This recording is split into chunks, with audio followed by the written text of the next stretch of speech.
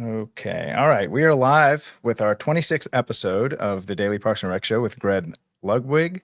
And he is the Park and Rec director up in Iowa. What's the name of your town again? I can't believe I did not write that down. LeClaire. LeClaire. Yep. All, people make the mistake. It's all one word.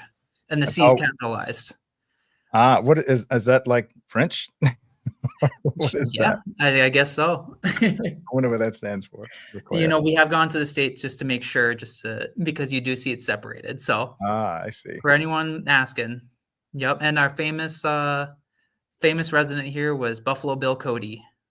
Now, what is he famous for? Who is this? He was with Annie Oakley. So they did big shooting shows and. Oh, it's a famous criminal. No, they just did shows and doing like trick shots with. I see. Yes. Guns and things like that. Yeah.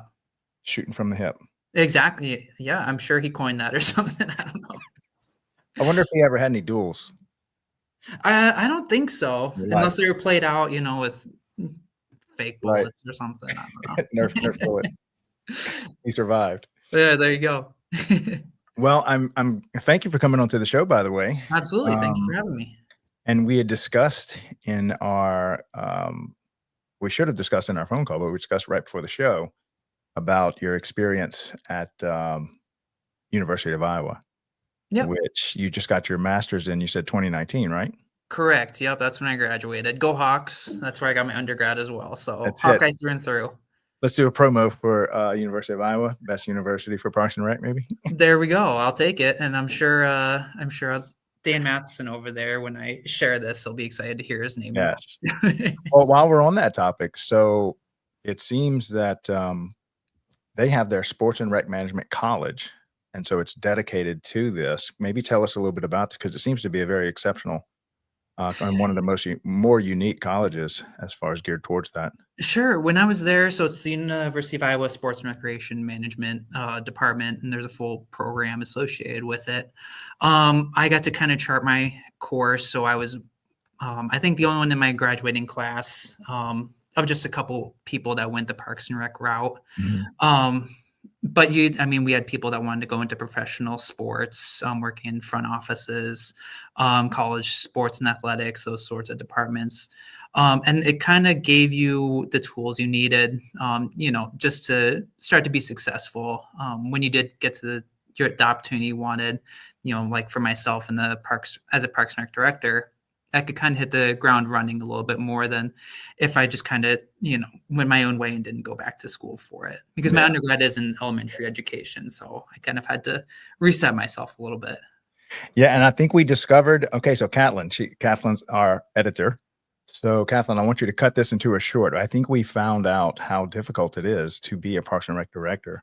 There are 8,000 roughly cities that you could be a director of, and there's 1,500 NFL athletes. So you don't think when you're a director that you're nearly as rare as an NFL player. We're an exclusive club. That's a very exclusive, hard to get into club. Maybe talk about the journey from, where you started to all the way through this program and becoming a director. Sure. So like I said, I went for elementary education in my undergrad. I actually was a teacher for a year in a 5th grade classroom, but decided it wasn't necessarily for me. I have all the respect in the world for teachers of, all grades. My wife is a high school teacher. Mm-hmm. Hi, Meg. She's teaching right now, so she's not watching this, but she might have the whole class watching it. Maybe. Well, hopefully, I think they have finals this week or something. Okay. So probably. But I shifted a little bit, and kind of found what I was, through my life, where I kept coming back to is Parks and Rec. I started to think about in my youth what kind of had an effect on me. I love sports. Always have, always will. I don't play them as much. And going out to the park and things like that. So that's where I kind of. I'm a big baseball guy. Okay. I was hockey as well. Wow. But yeah.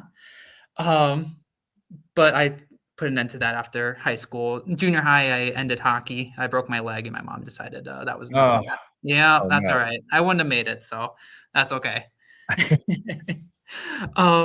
So I went back to school for, like I said, went to grad school for sports and recreation management.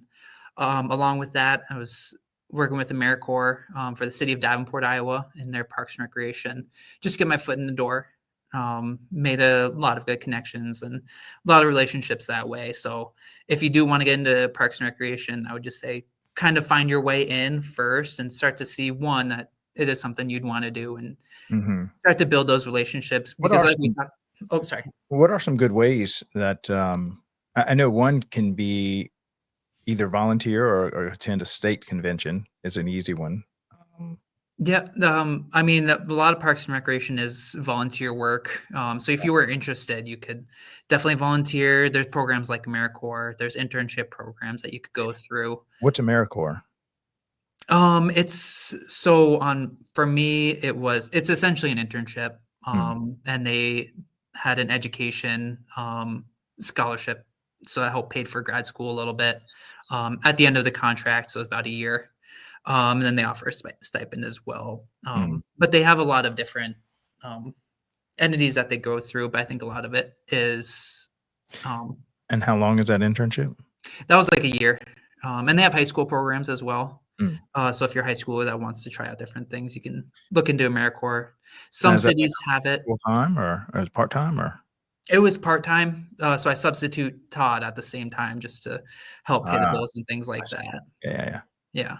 Yeah. But they have high school programs. So if you want to get your foot in the door, if you're younger thinking about it, and those are less extensive. Um, but yeah, like I said, volunteering is a great way to get started too. Right. And Parks and Recreation departments need volunteers. That's, I'm sure you Oh yeah. know, and most directors know, you can't get the job done without volunteers.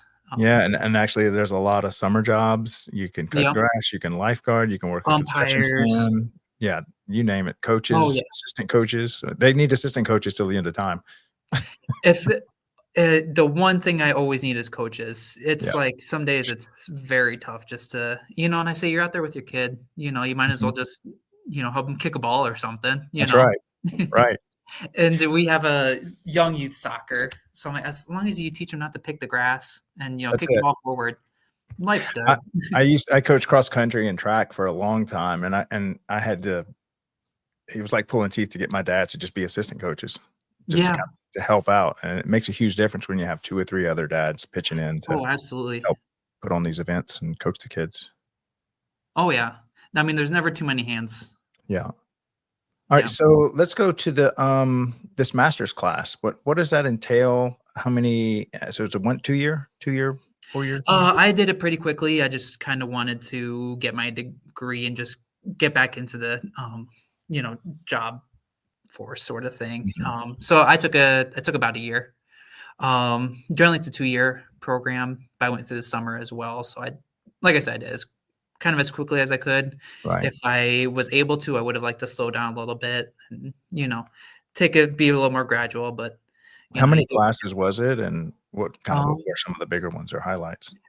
I can't remember how many classes, but I mean, everything in part of sports and recreation. There was like a finance class, so you learn the Mhm. basics of financing, whether it be city, things, or how putting in an arena somewhere, putting in even a field, different ways you can finance those. Um, and then there was just the experience classes, like the experience market. Why would you want to go into this to begin with? And then at the end of it all, you have a capstone project. So I got to actually interview the Quad City directors out here, Mhm. ask them some questions about programming and servicing their citizens and things like that. And that also helped me as well. Um, just how to fund a department, how to build your programs, and how to survey and different things like that. So it got my feet wet a little bit as Yeah. well. Now what do you mean by survey? Is it kinda like taking up trying to get the sit Oh, I mean, in our Parks and Rec department, we do public surveys quite a I see. bit, Okay. just to get input. Right. Because the major thought is you don't want to put something in, and then people don't want it because then it's just a waste of money. So you want to make sure what you're putting in, whether it be a new field, trails or things like that, it's something that people want. Mhm. Because at the end of the day, you are a service. Yeah. to the people out here. So if you're only putting in things that you think are cool, then you're not really doing your job. Right. Right. That's good. And so when it comes, what are kind of the basics of a survey? Well, we did it. A big thing of it is just making it accessible. So with shooting out there to social media, QR codes going out to businesses, seeing if they can hand it out to the customers because you want to create a good base, Mhm. um, of responses. You want to be pretty specific for your questions, but not too specific. You don't want to lead them in any sort of direction that you're trying to go. You want them to, give you honest answers and Mhm. not reaffirm what you were trying to, Right. pursue to begin with. So we've had a couple of master plans that we've created. One was pretty park specific for two parks. So we worked with some engineering firms to create those. And again, we went through public surveys. We had about 400, I want to say, responses. So we had a good baseline, Mhm. and now we're working through those projects. Now imagine that could also work well or roll right into the funding part of it if you're getting the input of businesses and they feel like they're a part of it. That's Oh, absolutely. Um, yeah, and sometimes you have to go to, a referendum to, and that gets voted on. So if people are informed, then they can actually make a, informed choice when it comes to voting on the referendum or not. Because sometimes it increased taxes a little bit, and people don't necessarily want that unless they know where their money's going. Um, right. you don't want to force it on them, and then Mhm. they're angry at you or anything. You want to show what the money's going towards. Now what's Um, the range of time that this would take? Is this, on the quick side? for like a survey or a master plan. Well, kind of from the survey to finished product. This is typically I don't think you It could do was this in under a year, huh? Or uh for a master plan, we did it in about a year. Mhm. Um, but our previous master plan, we had a lot of the things mapped out already. So I see, this got even more specific. I see. And that first master plan also took about a year, but that was pretty broad scope. So Mhm. it all just kind of depends on what you're looking for. And this is a lot of this stuff they taught you at the university, kinda brushed you through some of this? This, you kind of have to learn on yourself. And, I have great colleagues here that, Mhm. like our city administrator, he kind of helped, lead the way on that. But it's also something that you kind of have to learn about yourself. There's plenty that I didn't know going into this job. Mhm. Like RFPs, requests for proposals, Yep. city ordinance, things like that, where you kind of have to learn pretty quickly. You have to be ready to adapt. I always say, with Parks and Recreation, the name of the game is adapting, whether it be with the program or whether, RFPs and things like that. Yeah, in Parks and Rec, you have to learn to roll with the punches because 'cause they're coming on Exactly. nonstop. Whether it's short term or long term, you got to be ready for anything. Right, right. Now, are there any, I'm wondering who teaches at the university? What is their kinda background? So Dan Matheson, who's the head of the department, he worked with like the New York Yankees, my favorite baseball team. So There you go.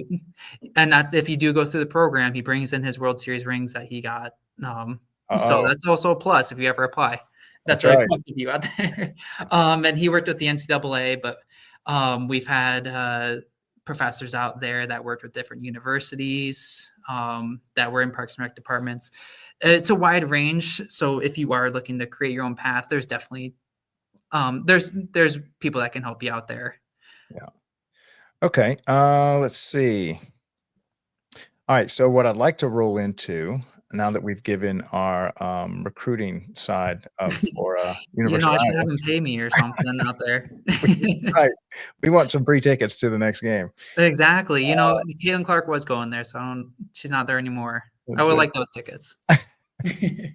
Oh, man, that would have been great. It's alright, she's off now to where? Europe, right? Is she there? Oh, she's playing in Oh, Indianapolis. okay. No, she doesn't have to play in Europe. She's got plenty of money where she can take winters off. That's it. Okay, so let's talk about some of these certifications. Sure. And so both of these were given through NRPA?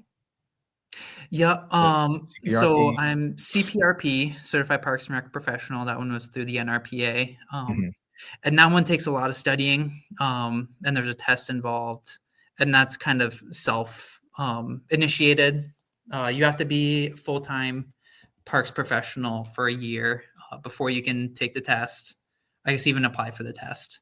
mhm. Um, and that one's difficult because the test is very standardized. So what you think the answer would be isn't necessarily what the standard answer would be, because Mhm.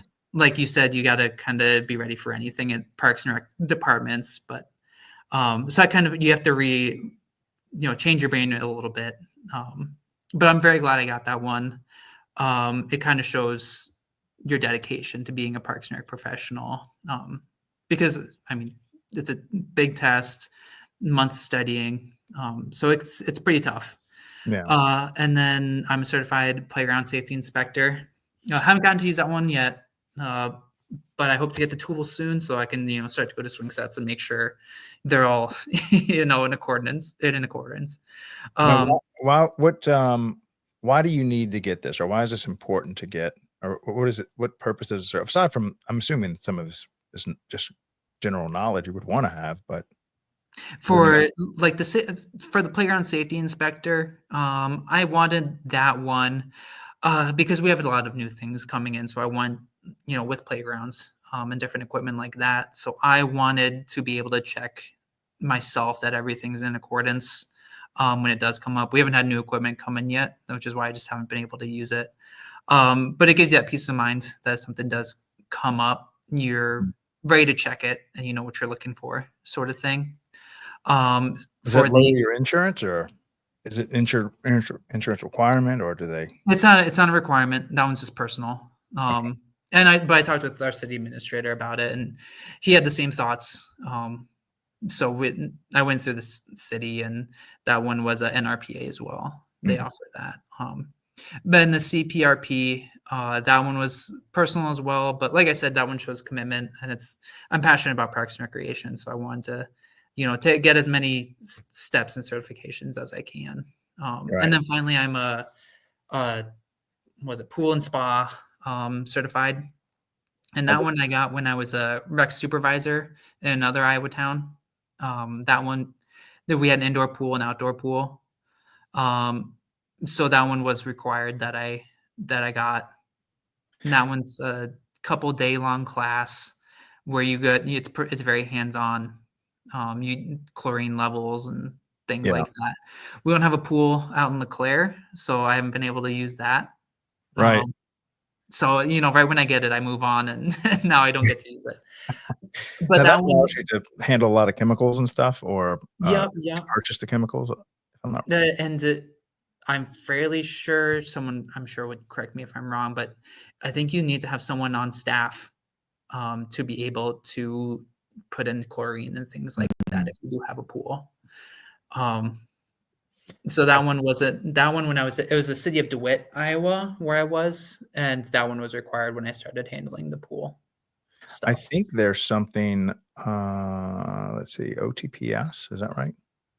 Similar for, turf and pests and all that kinda stuff. If you're Yeah. spraying chemicals, that's another certification, similar to, I think, OFO, AFO? Aquatics Facility Operator. Is that what you have, or you have something different? No, I have a pool and spa operator. I think it's CPSO, Mm. something like that. Um, I can't remember off the top of my head. Like I said, I haven't been able to use it, so I'm not sure. So many Uh, acronyms. our public, yeah, that's what I'm saying, and all of them begin with C for some reason. Right. But our public works is looking into that. The like you mentioned, the pests and turf one. That one wouldn't be on my end, just because I don't myself don't do the pests work or weed work or anything like that. Yeah, I'm so that one they're more hands on. So that's one that yeah, they're looking into, and that one's nice. Right now we contract for that seed work and things like that, but that one helps lower your costs yeah. quite a bit. Well, tell us a little bit about your city as far as the size, how many parks y'all have. Sure. So at the last census in 2020, we were just under 5,000. Mm, But we're growing very fast. We have new neighborhoods coming up and new residencies and things like that. So I wouldn't be surprised if we were over What's causing the 7,000. growth? Pardon me? What's causing the growth? Is there something? Uh, Company move? so our Quad Cities is growing fairly quickly, and we're just outside that. Hmm, So it's just kind of, people want to be close to where the right. action is, but they also want to be in a small town, and we have that small town feel. Yeah.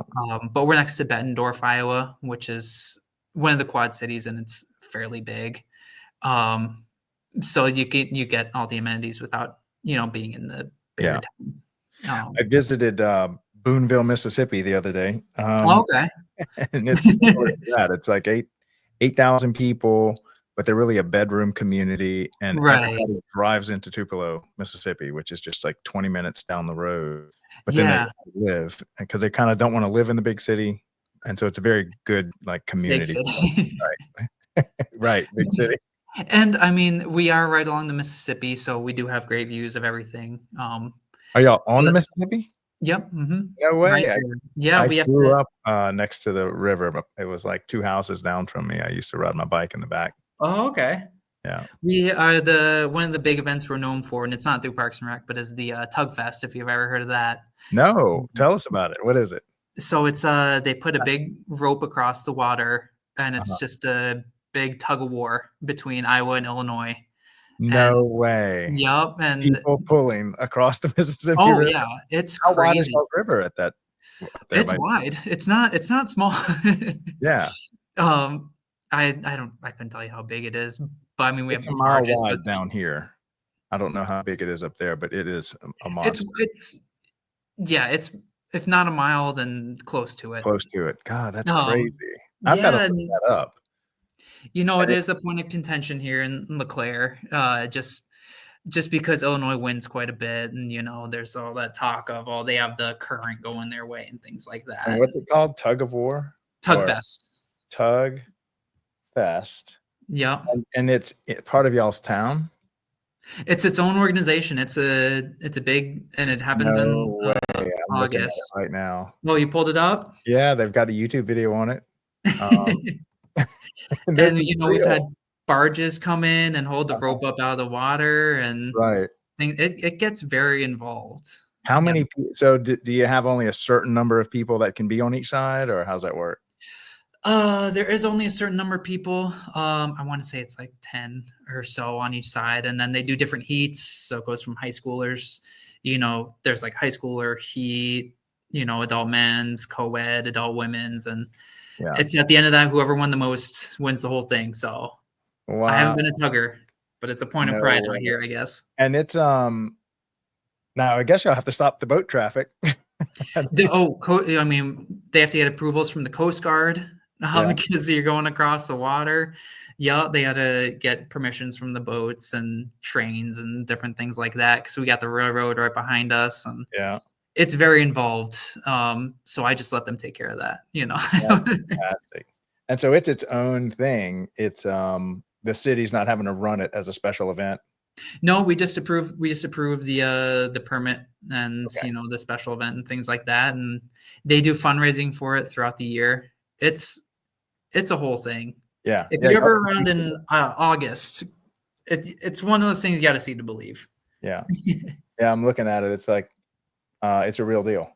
Oh yeah, it's a big rope Tug too, and Fest. they're practicing throughout the year, and Yep. more power to them. Yeah. Now, are there any other special events that the city runs that you, have to do each year? When I got here, I started up a Christmas parade, light up LeClaire Christmas parade. So that's slowly growing, and that's part of Christmas in LeClaire because, like I mentioned, we're a small town, so we want Right. people to get down in the shops and things like that. Right. But that one's a fun one for me. Um, Now, nothing how too. did you start? So, um, you've only been there for 3 years, and one of the Yeah, things you did was start the Christmas parade. yeah. So how do you start a parade or a special event like this? Kinda walk us Well, to through. be honest, and I think most Parks and Rec directors know this. Parades are very easy to put on. Mhm. You're just having them go in a straight line, and you just have people sign up. Right. But I have a very good Parks and Rec commission out here, and one of the members who's not on the board anymore, she brought it up, so I started looking into it. And like I mentioned, volunteers are a big instrument in Parks and Recreation. So it was pretty volunteer based, and it's part of. There's an organization called Christmas in LeClaire. So I kind of attached onto them. But to get it started, you need to get it out there pretty quickly that you're going to hold this event, and don't expect results right away. For anything you do once it gets started, give yourself at least 5 years just to really get going, because word of mouth is a big tool that you need in anything you do out here for any city work. That's good advice almost for anything. I think people think way too instant gratification, short term. I think the YouTube short and Instagram feeds have changed our mind to get exactly what we want in 30 seconds. Yeah, and you got to have patience sometimes. You know, I started up a football program out here, and it's been very slow. I mean, I think we're in the 3rd year now, or 4th year in the fall. And it's, you just need to let yourself get in there first. Sometimes something's more established than you are.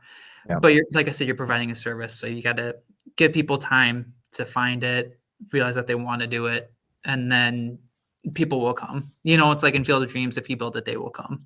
That's right. But it's not immediate sometimes is all. Yeah, and 5 years is, I would say 5 years is a minimum time frame to do anything profound in life. That's like the start. That's the smallest you should go. Is think 5 years ahead. That's the shortest you should think. And I think as long as you start to see results after 5 years, even if they're not something explosive, you can keep going along. Because once you take it away after 5 years, those people that you have going with it, I'm thinking of programs, but anything in life, it becomes an expectation that you'll have it. Then you're taking away from them, and you're kind of it gets rough on that end too. So don't necessarily expect immediate gratification in anything. That it reminds me, there was a book, Malcolm Gladwell, if you read that book, called Outliers. So he says to master anything, it takes 10,000 hours. Well, a full-time job on average is 2,000 hours times 5, 10,000 hours. You can do it in 5 years. So if you decide to sit down at the piano for 8 hours a day, all year, for 5 years, you'll be a master pianist. There you go. I should get a piano or something in my office. I can get started. That's it. It's just a measly little 8 hours. You've got 16 hours left in your day. I'm sure I'd have to, have some talks with my boss out here if I started working on a piano out here. But you know what? He'd understand, I'm sure. That's it. You put one hand on the... Go ahead. Oh, I was saying, it's that dedication that you need. It's, you can't just do it and then let it ride. And that 5 years gives you an opportunity to push it out, to refine it. After that first year, you figure out pretty quickly what you did wrong. That second year, you can keep refining and refining. After 5 years, hopefully you have some sort of plan, from beginning to end. And then once you have that plan in place, then let it ride a little bit more and see what you can do. So, well, it's like take this podcast, for instance. I said, look, we're just going to ignore everything we're doing is wrong. It's just a matter of how wrong. So let's just try to be less wrong each day, 1% more. There you go. Hey, progress is progress, no matter what it is, right? And really, a lot of times there is no way to discover what is wrong until you do it and you get feedback, or you feel the pain from the mistake. And then you're like, oh, now I realize that's not the right thing to do. And you have to have a thick skin about it. Because like you said, you're going to be doing things wrong. It's a part of, being a human. So you're going to take that constructive criticism as long as it's constructive. You don't want criticism for criticism's sake. But hear people out, they're in the program, they're using the facilities, they're doing things like that. And, they'll tell you what's up. Right. And you're not there all the time, as much as you want to be. But those are the people on the front lines that are, using your facilities. So don't take anything, that as, that's constructive as, punishment. Take it as an opportunity to grow. You need that. I mean, that's vital information. If you look at anything you've built, or any parade or anything in life, And you say, well, tell me about this thing. And well, why do you do that? You take the top 10 things that you do in that organization or whatever. And why do you do that? You can almost trace everything you do back to, well, we tried to do it this way and we figured out that's the way you want to do it. Yeah. Everything you do is built on a mountain of don't do it this way. At the very top, what's left is what works. Oh, absolutely. Absolutely. Yeah, without that mountain of critiques, mistakes, face plants, you end up not having anything. So yeah, and the mountain gets you higher, you know. that's right. That's right. And you know, I always think about it working for a city. We all have the same goal, you know, it's to make Right. people's lives better. It's, you know, make people's lives happier, especially in parks and recreation. So Yeah. as long as you keep that in mind and you hear people out, it's like I said, they're not trying to make your life worse. They're just trying to, you know, tell you how they see it. Now, where do you get that from? Is that so? Have you been that way since you were a kid? Were you raised that way, as far as just having that servant's heart and wanting to just, you know? I think I was raised that way, you know. If my parents, I'll send this out to my parents. They're in Portugal right now, so I think they're asleep. But that they've kind of instilled that in me. I was this big sports guy, you know, baseball and hockey and things like that, and I always wanted to be coachable. I always want to improve, and the one way to improve is to have people watching you and tell you what you did wrong. And that's just kind of, and my mom was a teacher, so she would, you know, give me patience, you know, teach me patience and things like that. So it is hard, especially if, you know, you don't have it right away. It is hard to be coachable sometimes because you are passionate, you know, I'm passionate about Parks and Rec. And, you know, when I put something out, that's something that I care about. And then if you tell me, hey, it's not working, I'm like, well, you know what? Stop, you know, you don't know what you're talking about. But then you take a step back and you're like, oh, you know what? I was just being an idiot, you know? Let's define coachability. How do you see that? And then we can talk about the role it plays in Parks and Rec. Well, I mean, specifically like in baseball and sports and things like that, it's listening to, I guess coaches don't want to use the word to define the word. But it's listening to their advice. It's, you know, being able to grow from your mistakes, and kind of just improving because you're hearing people out, Right. and not being, you know, set in one way, set in one frame of mind. You know, it's being malleable to, Right. you know, your environment and things like that. Yeah. Yeah. Because so I used to coach gymnastics as well. And there's so much wisdom that's not in your head, that's in the Right. master's head. And so you have the body of knowledge of what you know is tiny compared to the body of knowledge that could be known. And the odds that you happen to have all the correct knowledge in your set of stuff that you got in your head is super slim. So you really have to be open to, you know, discovering the truth that's working. And open to critique. And, Right. you know, I'm still, I mean, compared to a bunch of other directors, I'm fairly new to the whole game of it. So why wouldn't I reach out to other people? Why I'm doing a disservice to myself and to the community if I'm not able to grow and, you know, find different answers to Right. these questions that they have or different opportunities that they want. Yeah. And by the way, for all the young guys listening, the wisest people I know always say they don't know anything. The people that have been doing this forever, they're like, yeah, I don't know. I don't know anything. I was listening to this podcast from an author. I can't remember who it was. He's a mystery writer, and it's going to come to me once we're done with this. But oh man, it's going to kill me now. He's very well known. He has a bunch of shows on Netflix too. But it's going to kill me.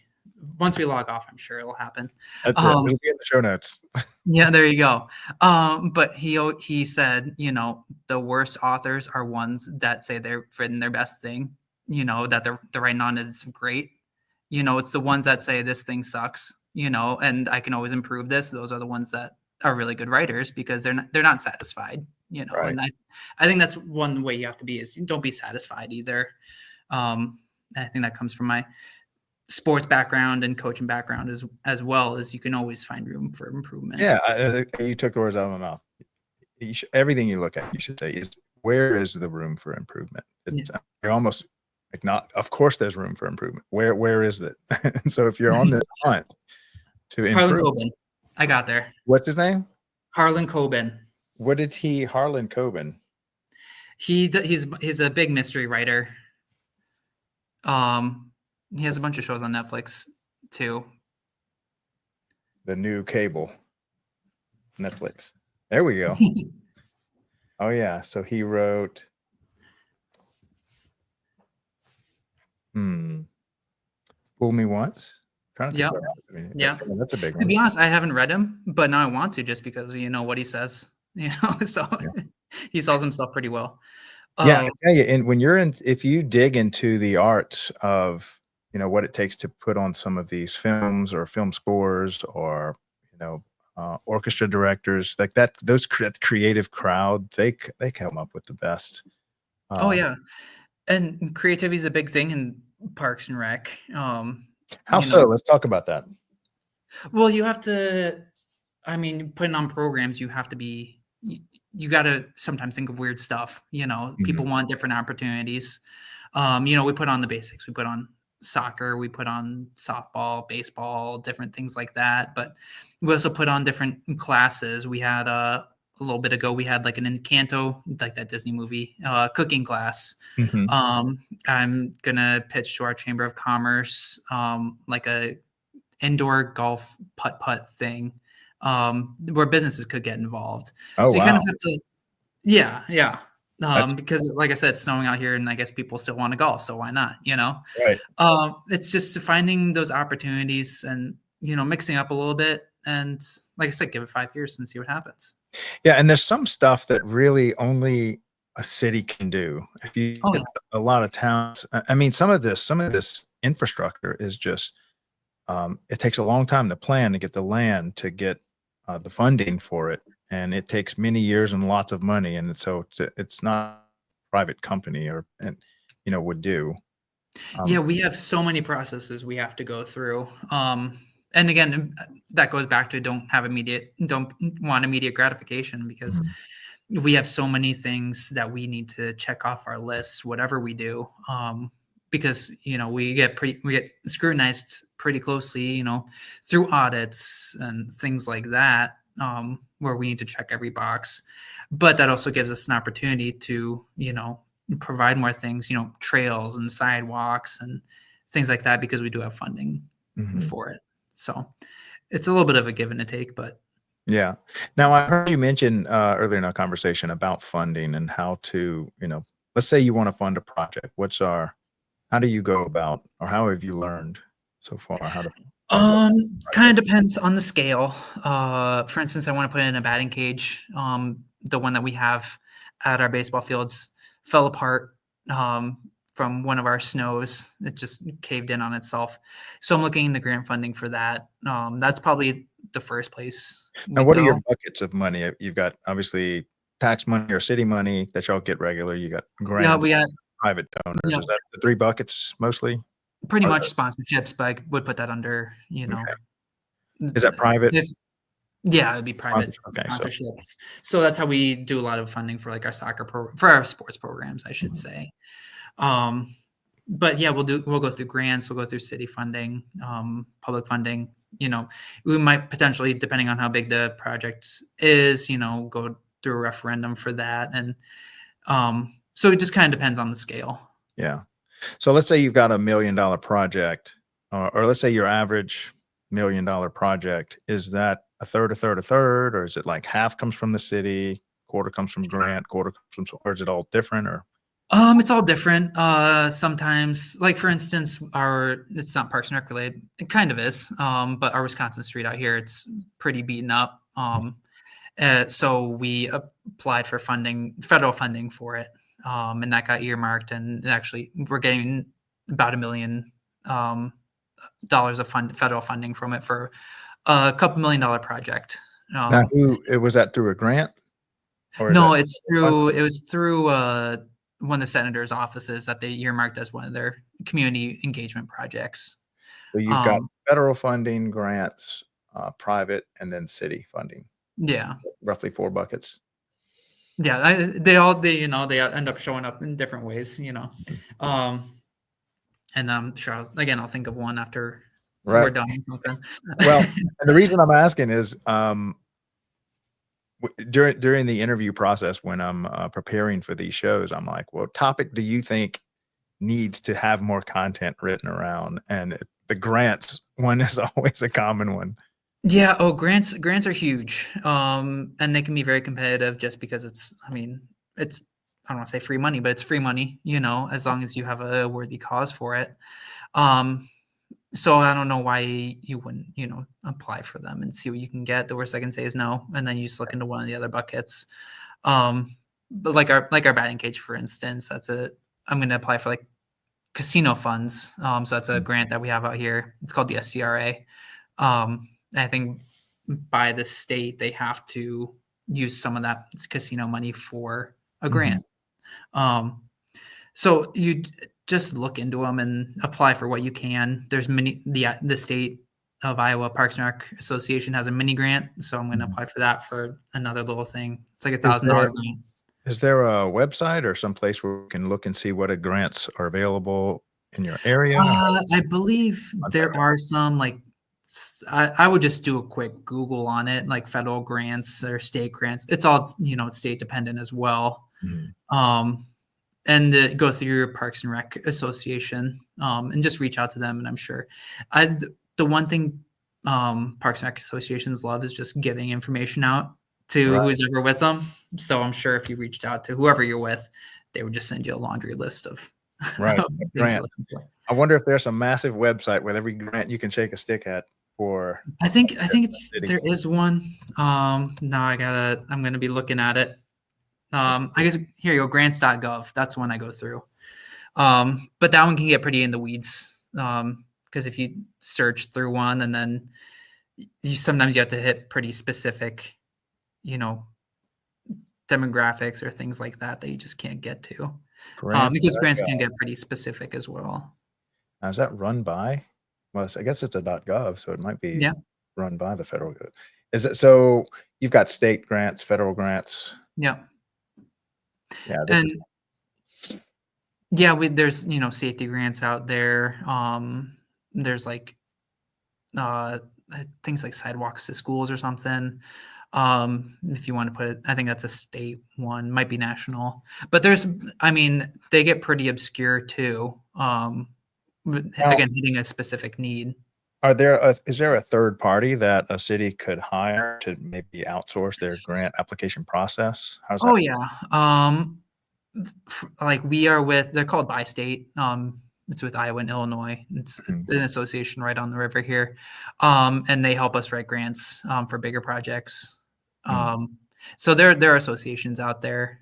And like for our master plan uh, creation last year, they also offered, grant writing assistance. So Yeah. people know that grants are a big, revenue provider, so they'd Yeah. be willing to help. Yeah. Now, If of you're the confident. entire pool of money that a city pulls from, or maybe even y'all city pulls from, how much are we talking? Is this grant could be 10% of the money you have available to do things, or? Just depends. I guess it depends on the project. Sometimes you'll need like a match. Uh, Mhm. so like for our Wisconsin Street one here, I believe we need at least a half match on it, but it was a pretty big project, so that wasn't a huge deal. Yeah. Um, for like the SCRA grant, we would need I don't think there's any match to that, but there's also a limit to what you can ask for. Mm, Um, and a lot of times what we do, well, some projects will just mark as grant funded, and then we'll just do everything we can to get a grant for it. Other mhm. times we'll, have it funded, but then we'll just start looking for grants for it either way, and then that opens Right. up money. So it's like if you have it funded through different means, you might as well just keep looking, because then you Yeah, open up. you could double your money. You could if you've got $500,000 in local donors, you could double that by finding a matching Oh grant. yeah, oh yeah. There's plenty of opportunities out there, as long as people are willing to look for them. Do you know anyone in this industry that we might be able to bring onto the show, speak about just the grant topic? The grant topic. I can speak with someone at Bi-State and see if they'd be interested. Yeah. Yeah, that'd be 'Cause- good. yeah. Bi-State is just, like you said, association. Yeah. They're the Bi-State Regional Commission. Bi-State Regional. There you go. For all of the members of the Daily Parks and Rec Show, we are getting you what you wanted. Grant content out here. There you go. And I'm on their some part of the Bi-State Trails board. Mhm. I'm the vice president, so getting involved in that way too, that opens you up to opportunities, because then discussions lead to grants and things like that. So find those opportunities to get involved, whether even if it's not just with your with a city organization. Get involved with I'm part of the Quad City council as well, and we talk about grant funding and different things like that. So just get involved as much as you can with these reputable organizations, and just kind of go from there and see what you can do. Yeah, because like anything else, some of this stuff you just got to get dirty and start digging. Yeah, you'll find stuff because you're looking, but it's not going to jump out at you.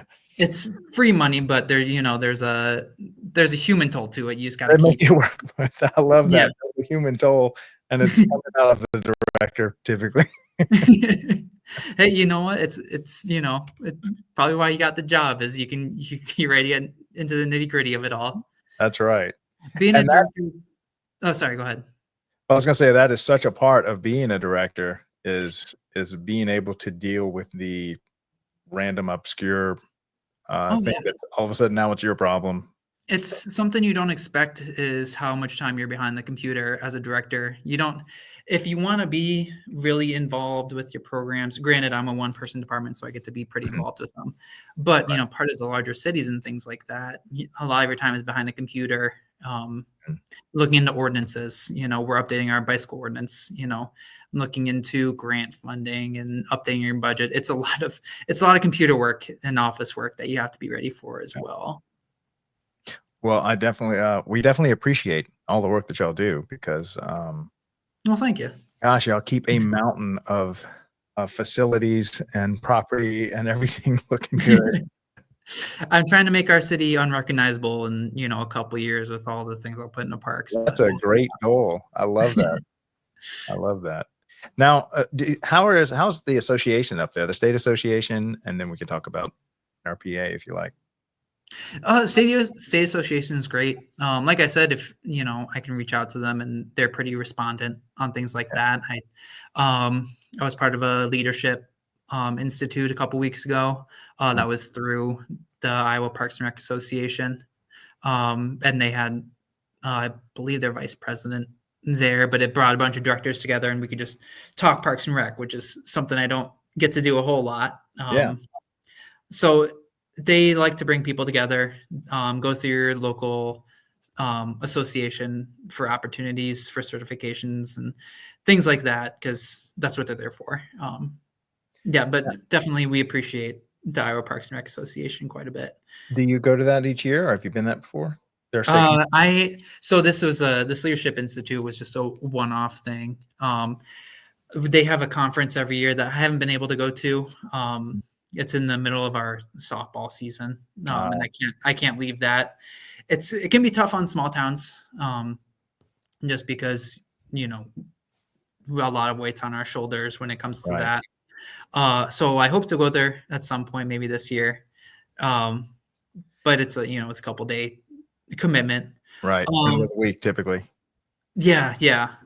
But that being said, opportunities are there to get involved with them. And National Park and Park and Rec as well. They do a great job. Have you been to that one before? No. That one is just funding and things like that. I don't know if I could quite get there. And that one's also, I believe that one's in October, and that's when our soccer season's wrapping up. So I guess I could get out there, but I think it was in Dallas, and it's Orlando. It's Orlando this year. It was in Atlanta this last year. Atlanta. Yeah.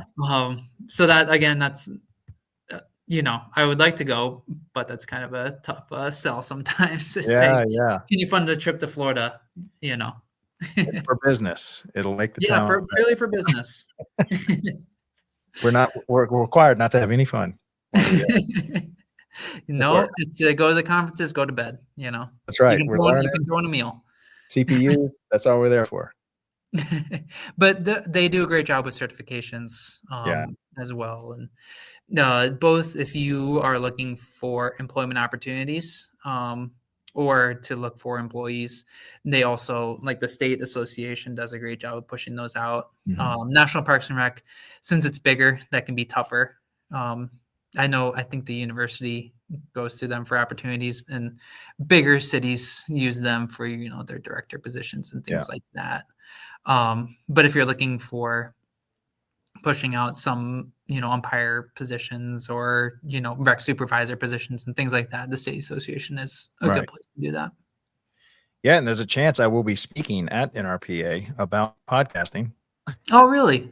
Of all topics.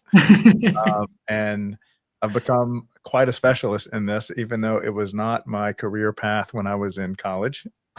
Well, that's all right. It's like anything. You could be a Parks and Rec director with how much you adapt. Yeah, that's right.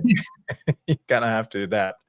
But yeah, and I'm hoping we'll have a booth there as well. So if anyone is going to Orlando, please stop by and say hello to us. I saw on your on Facebook, I think it was you that put out that poll. Yes. Yeah. Which I think I found out why Illinois just wins hands down.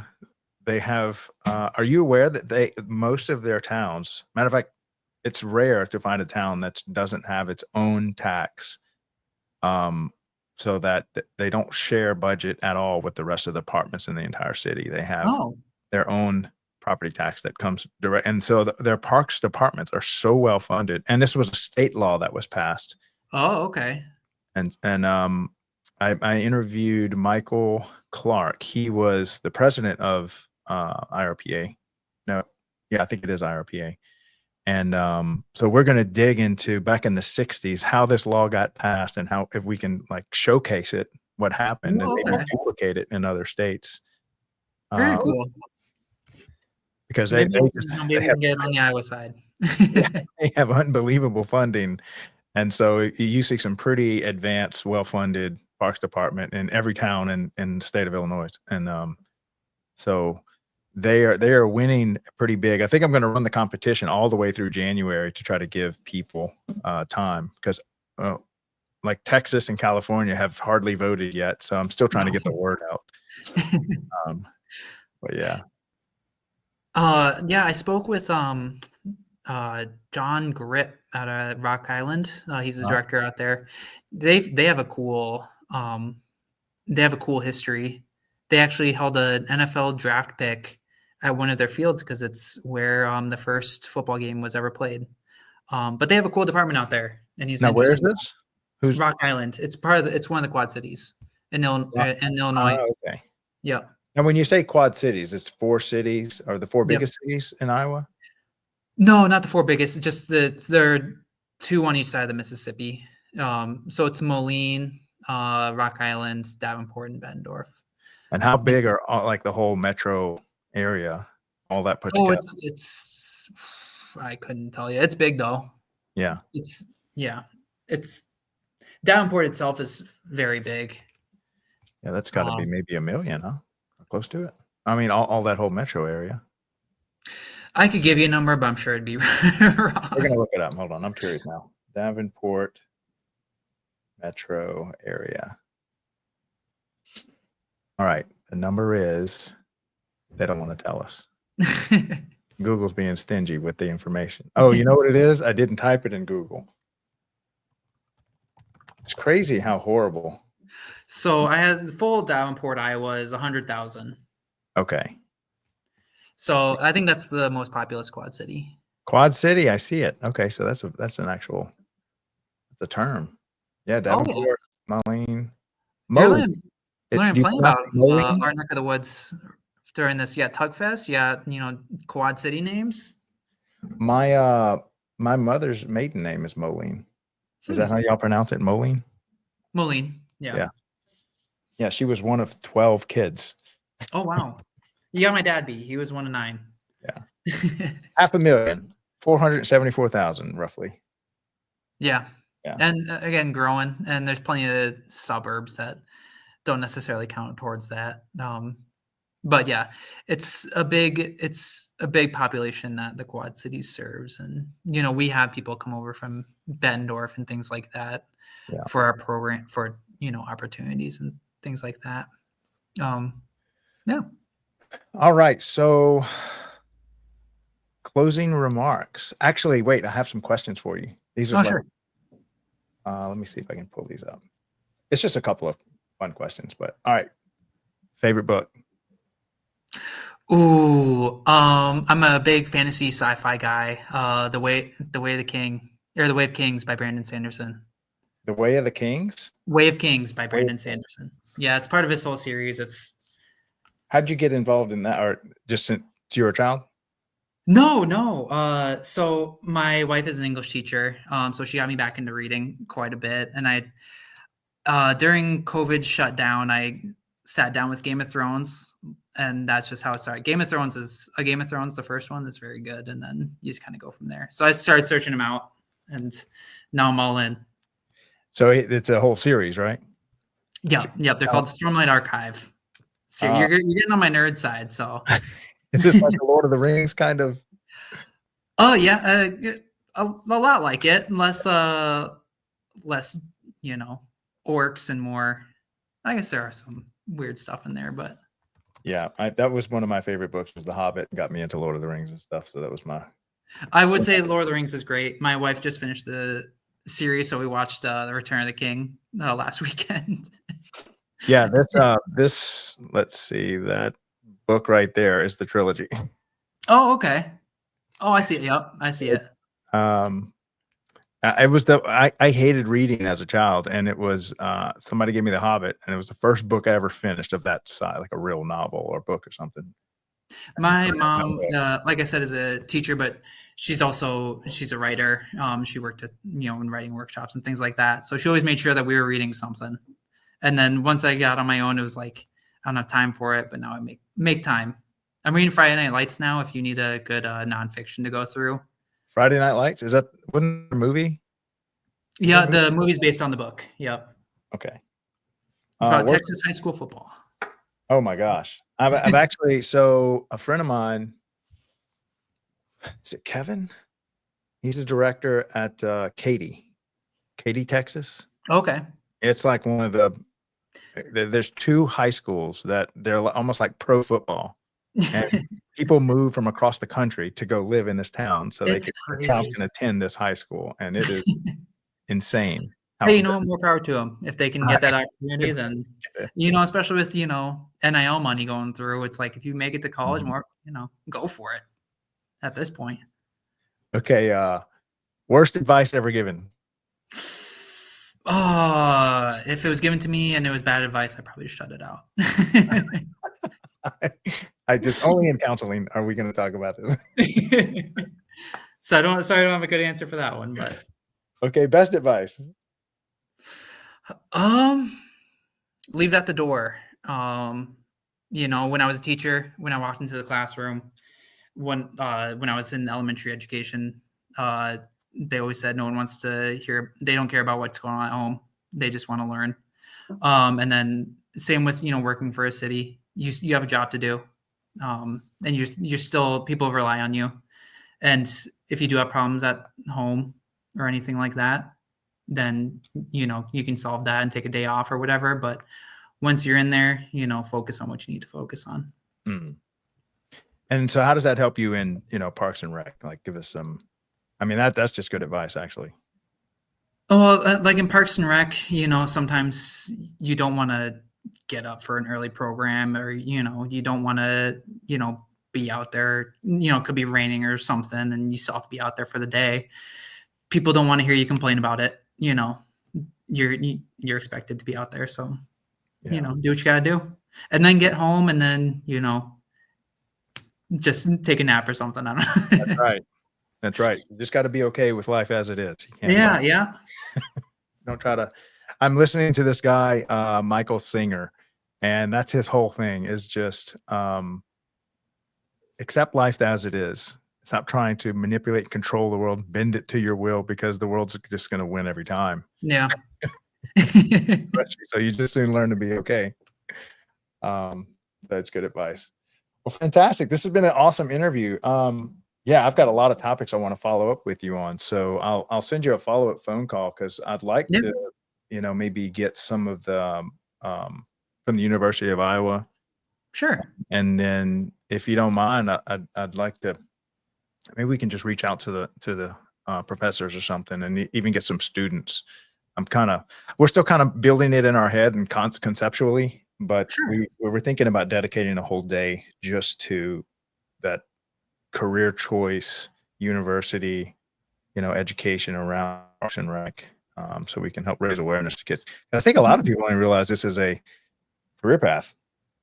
Yeah, I think you're right on that. Some people, they're surprised that you can Yeah. kind of find your way into Parks and Recreation, and sometimes it is pretty lacking in people studying it. But Yeah. it is a way you can go, and it's a fun way to go down. Yeah. Fantastic. All right. So you got big weekend plans? No, last weekend was my birthday, and we did a trip out to Chicago. So I think this weekend we're laying low. Okay. Taking it easy. Then the weekend after that is a fundraiser, so back at it. Yeah. Well, try not to freeze up there. We are I can't make any promises. leave this cold weather that's coming in. Yeah, you guys are getting some as well. I got a buddy in Memphis he said they're freaking out about it or something. I think the storm even has a name. Or Yeah, they should name it. Anything that is this cold needs a name. It causes this much pain. Yeah. Well, thank Maybe you it will. so I much. don't know. Yeah. Well, thank you so much for your time, Greg. Yeah, thank you for having me. And I'll send you an invite. Let's do this again. Absolutely. I'll be around. Thanks a lot. Take care. All right. Bye. Bye.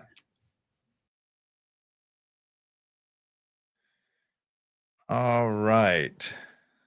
Wanted to thank Greg for, let's see. Hold on. I'm figuring out. I think this is how I move. Still figuring out this software. Okay. Thank you. Yeah, Greg, thank you so much. Great job. He is really good Parks and Rec director up in Iowa. Met him on LinkedIn. By the way, if you're not on LinkedIn, holy cow, this is such a great, I was pretty familiar with the crowd of people, Parks and Rec people on Facebook. That's where I met a lot of the community members that we have now. And thanks again to Shonda, the former Parks and Rec director over in Mobile, Alabama, for cluing me into what goes on in LinkedIn. It is such a great place for professionals to connect in a very kind of business-like setting. And Facebook is seems to be more of a social setting, even though there is a lot of, especially in the comment section of our Facebook group, which is approaching 5,000 members. I think we're up to 4,800 or something like that. But we're also building out our community on LinkedIn because there's so many great professionals there. And so if you're a Parks and Rec professional and you're not on LinkedIn, I think you're really missing out on a great, one of the good social media platforms to network on. And so we want to create the Parks and Rec, the daily Parks and Rec show is now on LinkedIn, growing that profile. We also have it, quite a substantial group on Facebook, and we just recently created a page. We also have an X feed for those of you, of course, y'all know I was big into Bitcoin, still am, but that's where all the Bitcoiners are on X. Not so many people that I'm finding in Parks and Rec, but it's still kind of early.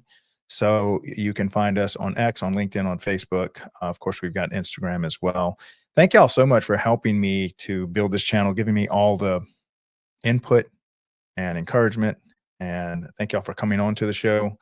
It really has been a fun project for me to build. It's kind of a passion project of mine. I am super passionate about just podcasts in general. And then, of course, love Parks and Rec. I'd like for y'all to please sponsor, one of the way you can help support the show, if you're a Parks and Rec director, if you are into Solar lighting, one of our sponsors is Palco. They make solar lights for walking trails. So I swear I am going to do something that's a little more professional for them, um, for their trail lighting. And so but until I get that out, if you have a trail that you want to light up, they make this great little solar light that's kind of like commercial grade and has the monocrystalline. I've kind of studied it a little bit. It's a little monocrystalline panel that's got an LED light underneath it and the really high quality lithium ion batteries that goes all in one fixture and just slides on top of um, a regular fence post. And so super easy to install, kind of seen some other things around it. And I've even seen one of these kind of walking trails around a park. Typically, one of the big expenses that you have for a walking trail is that underground big electrical wire that you've got to trench and dig and put all through it. And a lot of times that's cost prohibitive. So if you're looking to light a kind of remote walking trail, solar light might be the way to go. Maybe not way super up north where there's all this snow, but definitely down south where we've got tons of sunlight.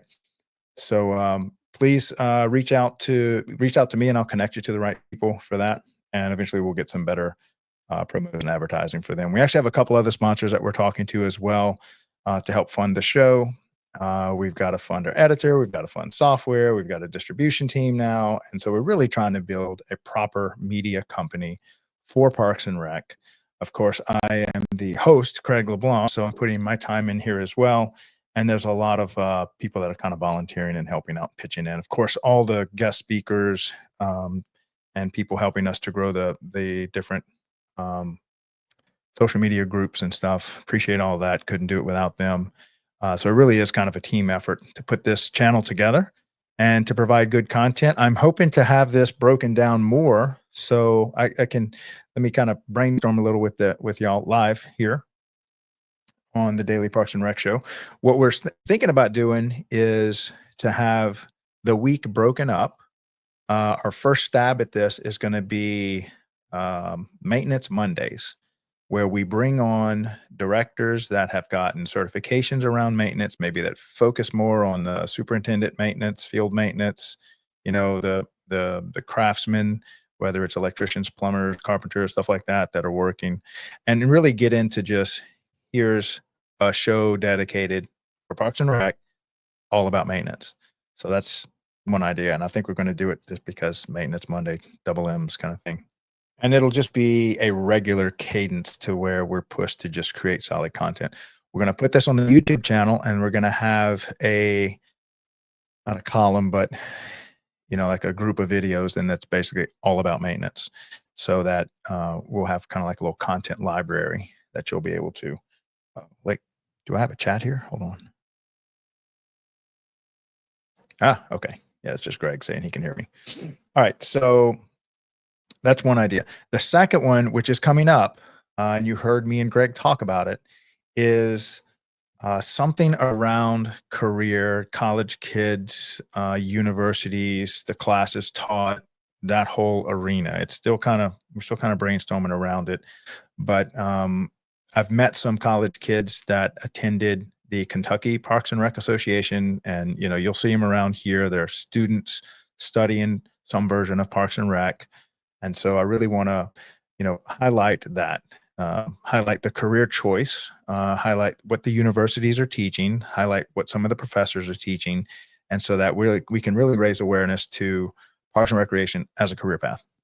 So now I'm not sure if we're going to do that every week, but at least every month or something like that. And then the other one, this is a common topic that a lot of Parks and Rec people are requesting, and that's grant writing.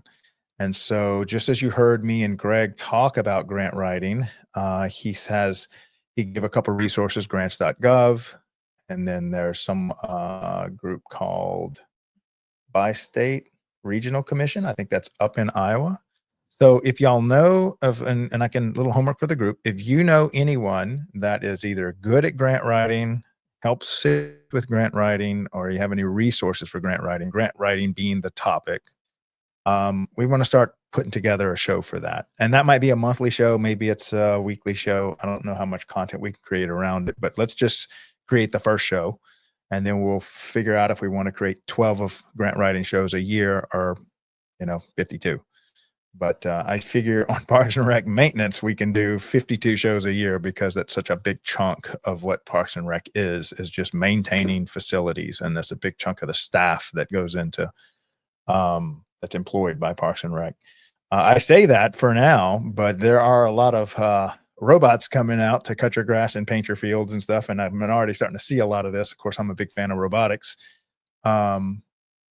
So one of my guests has 4 robots working for him, cutting grass and painting fields. So we want to talk about that just because that's a really cool topic, and it's something that's coming up into the future. And there's a lot of cool stuff that we can increase the efficiency of your park system, and we want to highlight that for y'all and give y'all some resources around that. So that's just a piece of maintenance. So maintenance Mondays, I don't think I'll be able to launch that next week, but the next couple of weeks, you'll see us do a consistent Monday show about maintenance. We're starting to get the ball rolling on a consistent show, even if it's just monthly, around career. So that's, college kids, universities, all that kind of stuff. And then we're wanting to put a show together about grants as well. Now, if there are any other topics similar to that y'all would like to hear, let me know. Of course, I am talking to at least 2 to 3 park and rec directors, superintendents, professionals each day. We'll do a little 30-minute call, show prep. We'll ask them some questions, areas of expertise, topics they'd like to hear about, their background stuff. So I'm trying to compile all that information and say, I think I can nail this show. I think I can. This is the content the community's wanting, needing. I think we're going to do a great show. So only 26 episodes in, give us till the 60th episode, and we're going to be rocking and rolling by then. We've got some great guests coming up this week. Let me see if I can pull this up. Give me a second. Nope, that's not. Coinbase and Calendly have similar icons. All right, let's see. Meetings. Dun, dun, dun. Nope. Event types.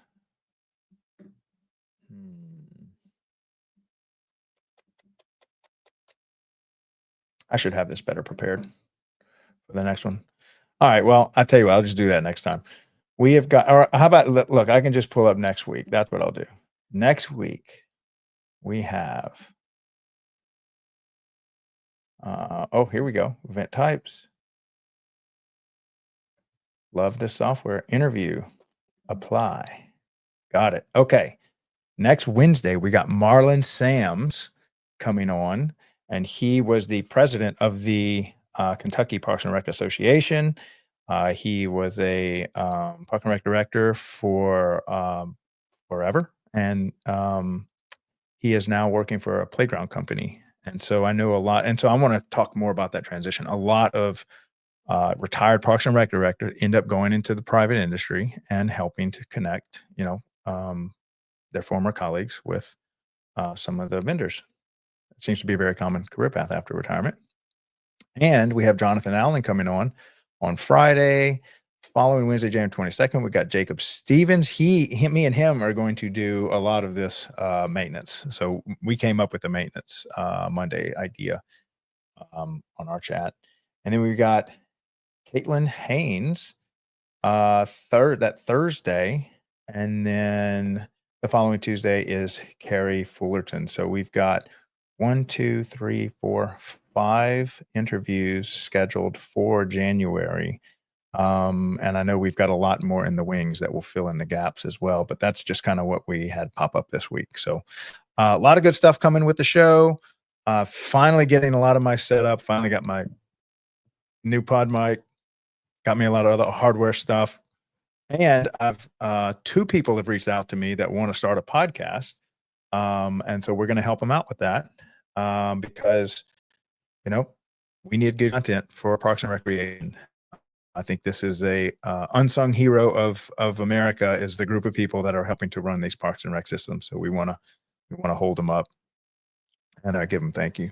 So if you see anybody in the park system, working, cleaning, organizing, coaching, you name it, please give them a high five and tell them thank you. We appreciate everything they're doing. Okay, so I am signing off here. This will be our last episode for the week. We'll see you all again Monday. I am Craig LeBlanc, your host of the Daily Parks and Rec Show. Have an awesome weekend, and y'all try to stay warm out there. Take care, guys. Bye.